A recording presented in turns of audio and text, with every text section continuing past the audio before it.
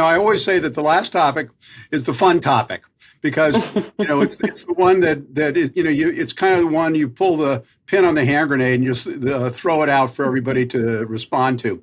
So as of April 2025, Maryland Governor Wes Moore has consistently stated his intentions to remain in his current role and has dismissed speculation about pursuing higher office in 2028.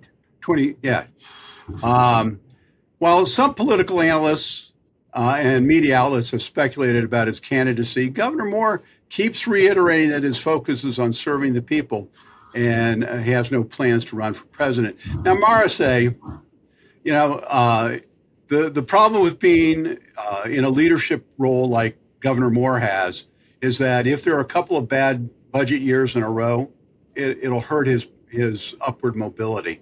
So do you think he's going to be hurt by this last session of the General Assembly and the fact that we've raised taxes so much? I think I respect the governor for staying true to his values, and I think there is cohesion in what he's saying. As like right now, he's not grandstanding, he's not running for president. He's doing what Marylanders need, and sometimes, yes, it is. It's if you have tough budget years, you have to increase taxes.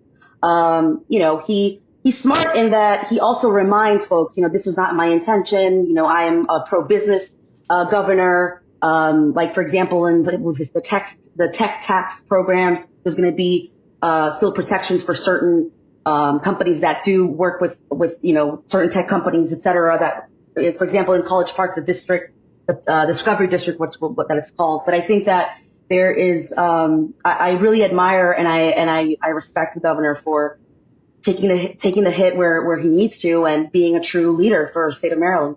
Well, I guess that means she's not going to be hurt by the tax increases. Jackie, you got about a minute to wrap it up.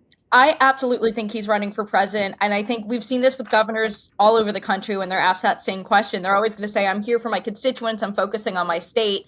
But we've seen him traveling outside of the state probably just as equally as he's spending time in the state. And I think that's a pretty good indicator that he's planning to run. I think it's going to be really interesting as well that a lot of people, and this is one of the things I'm passionate about, a lot of people, day-to-day voters, don't even know we have a General Assembly, let alone what they're doing and what impact it has on them. So I think the General Assembly is going to be very quick to throw Governor Moore under the bus next year because taxpayers are already kind of inclined to blame their problems on the governor. And I think that that's going to be a big burden for him to have to overcome, especially if, as the rumors are spreading, Larry Hogan might get in the race. And almost like we have the Biden-Trump rematch that we almost had, we could have a, not Hogan by proxy this time, but we've had 4 years of Hogan, we've had 4 years of Wes Moore. Let's let the taxpayers decide who they like better. Well, those are very, very bold predictions, and we're going to have to wait to see which of those comes to fruition.